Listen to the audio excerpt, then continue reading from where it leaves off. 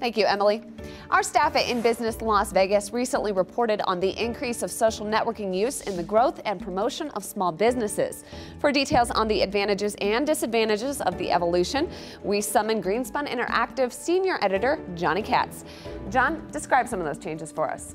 Well, what is happening is that small businesses and mostly young entrepreneurs are using social networking websites to reach out to potential customers and business partners. These are, traditional sites of Facebook, MySpace are included in their LinkedIn, and they're creating pages that way and using their list of contacts to, in the case of Facebook, friend people and try and engender business that way.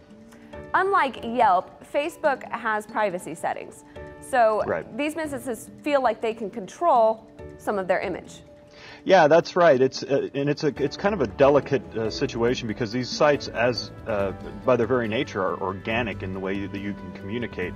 So pretty much anybody can, if you don't have your privacy settings set properly, you can just, befriend anybody, and anybody can say anything about any business or any individual. It's where the personal social networking meets professional social networking, and it's getting very interesting in the business world. Right. This is no longer, hallway gossip taken online. This is really making the transition over into a large segment of the population. Yeah, it is. It's it started out as mostly a tool of young people who wanted to socially interact. Teenagers, college-age people, and now it's grown out to where baby boomers and business people are using it for personal and professional reasons. And what could be some of the fallout associated with that?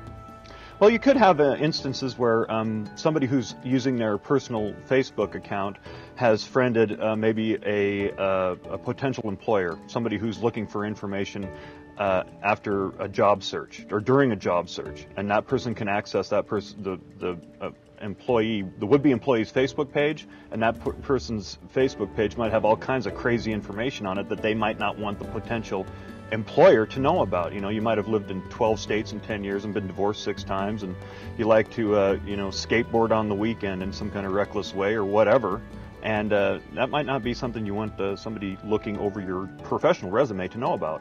Right, so keep those privacy settings high. All right, and the second story from the Las Vegas Sun, a new analysis of Nevada car insurance rates. What's going on there? Well, we are 9th in the country in cost of premiums, according to a story by Patrick Coolican and Alex Richards over at the Las Vegas Sun, and that means that we pay some very high insurance premiums for our vehicles, a little bit more than $1,000 a year, which is far above the national average. They say we've got a lot of drunks and a lot of thieves. Well, we live in a 24-hour town here, and that means a lot of people are driving at all hours, and they have various states of repair, personally and vehicularly, and on the roadways. It's more likely for people in Las Vegas to drive drunk and get into accidents drunk or be under the influence of something, and that plays a significant role in how these premiums are charted. All right, and where there is injury, there are injury lawyers. The article also documents changes the state could adopt in law to reduce premiums, lawsuits, those sort of things. For those details, check out the report online at LasVegasSun.com.